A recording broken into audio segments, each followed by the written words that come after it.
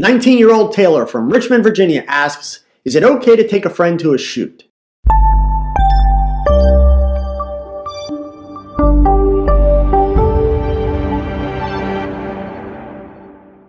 Hi, I'm Joe Edelman, and you're watching Model Mondays, where each week I'll do my best to answer a question from the hundreds of emails I receive from people like you that want to know more about the business of modeling.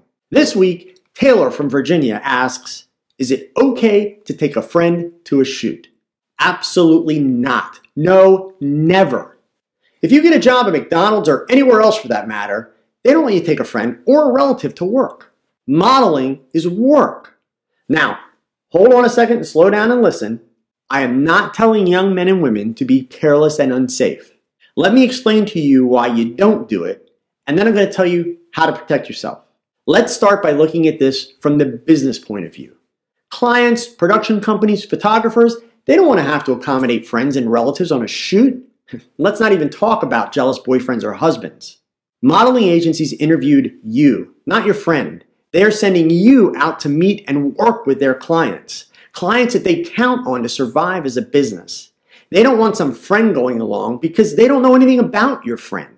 Even more importantly, the reason for not taking someone is that if you're being honest with yourself, you're not going to be able to give your best performance in front of a camera while someone who knows you well or even intimately is standing there watching you.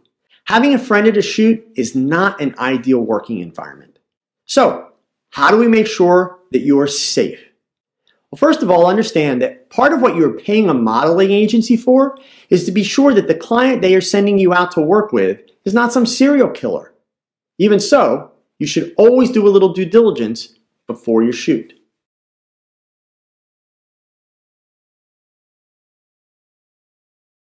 As soon as the agency gives you the address for the shoot, go to Google Maps, look it up, switch to the satellite view so that you can get a sense of the neighborhood and also where the parking is.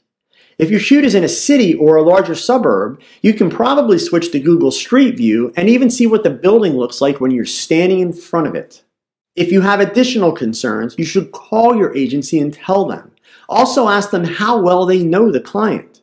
Before you leave home to go to the shoot, make sure that a friend or relative, or better yet both, has your cell phone number and the address that you're going to, as well as a contact name and phone number at that address.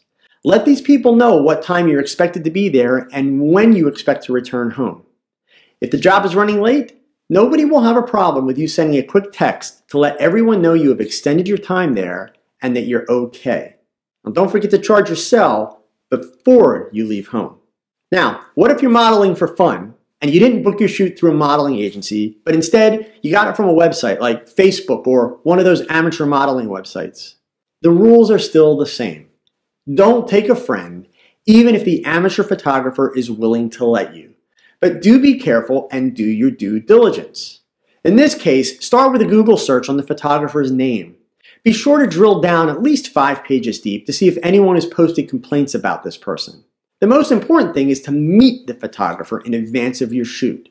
Even if the photographer doesn't have a studio and you're going to be shooting outside, meet them at a public place like a McDonald's or a Starbucks. This is the appropriate time to take a friend or relative. If this photographer is reluctant to meet you, cancel the shoot. You're a fool to move forward. If you meet the photographer and you get a bad vibe from them, trust your gut. Don't try and justify moving ahead with the shoot. Just cancel it. Also, when you're working from these websites, remember that this person is a photographer. Why? Because it says so right next to their name on the internet. It's on the internet, so it must be true. The dictionary tells us that anyone who takes pictures is a photographer. That doesn't mean you should work with them. Take a close look at their photographs. Are they any good? Do the women look amazing? Would you be comfortable appearing in the photos that you see? If you answer no to any of these questions, why would you want to work with that person? If you do move forward, just like with the agency job, make sure somebody knows your whereabouts and your schedule and is able to reach you. The bottom line, if you have a friend with you and you haven't done your due diligence, you're not going to be any safer. Work professionally and remember that doing your due diligence is the smartest and safest approach to modeling at any level. That's all for this week. Be sure to check back for next week's Model Monday. If you have a question that you want answered, post it in the comments section below. I can't answer everyone, but your question could become my next video. Now, if you find these videos helpful, please take a second and subscribe. That way you don't miss a single episode. And if you have a passion for modeling and are serious about getting signed by an agency, be sure to check out my website, www.joeedelman.com, for loads of articles about modeling, as well as a directory that lists hundreds of modeling agencies from across the United States.